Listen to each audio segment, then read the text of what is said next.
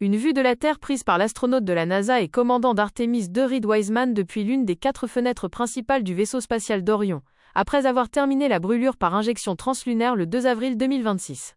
3 avril 2026. L'équipage d'Artemis 2 est en route vers la Lune le deuxième jour de vol de la mission. Cette photo montre le vaisseau spatial Orion avec la Lune au loin, comme capturée par un appareil photo sur la pointe d'une de ses ailes de réseau solaire. 3 avril 2026. Une vue d'une Terre rétroéclairée prise par l'astronaute de la NASA et commandant d'Artemis 2 Reed Wiseman depuis l'une des fenêtres du vaisseau spatial d'Orion, après avoir terminé la brûlure par injection translunaire le 2 avril 2026. 4 avril 2026. L'équipage d'Artemis 2 a pris cette photo le jour 4 de son voyage vers la Lune. Dans celui-ci, la Lune est orientée avec le pôle sud au sommet, et commence à voir des parties de la partie lunaire de l'autre côté. Le bassin oriental se trouve sur le bord droit du disque lunaire sur cette image.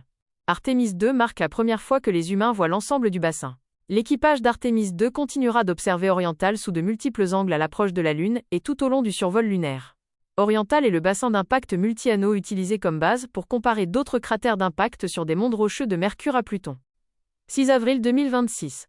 Avant d'aller dormir le jour de vol 5, l'équipage d'Artemis 2 a pris une photo de plus de la Lune, alors qu'elle se rapprochait de la fenêtre du vaisseau spatial Orion. Orion et les 4 humains à bord sont entrés dans la sphère d'influence lunaire à 12h37.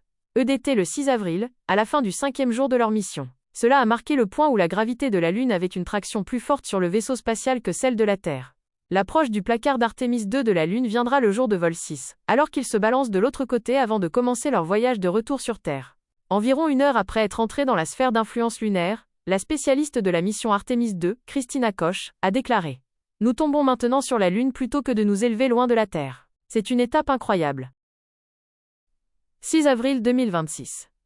Dans cette vue entièrement éclairée de la Lune, le côté proche, l'hémisphère que nous voyons depuis la Terre, est visible à droite. Il est identifiable par les taches sombres qui recouvrent sa surface. Ce sont d'anciennes coulées de lave d'une époque précoce dans l'histoire de la Lune, où elle était volcaniquement active. Le grand cratère à l'ouest des coulées de lave est le bassin oriental, un cratère de près de 600 000 de large, qui chevauche les côtés proches et lointains de la Lune. La moitié gauche de l'oriental n'est pas visible depuis la Terre, mais sur cette image, nous avons une vue complète du cratère. Tout à gauche du cratère est de l'autre côté, l'hémisphère que nous n'avons pas à voir depuis la Terre, parce que la Lune tourne sur son axe, à la même vitesse qu'elle orbite autour de nous.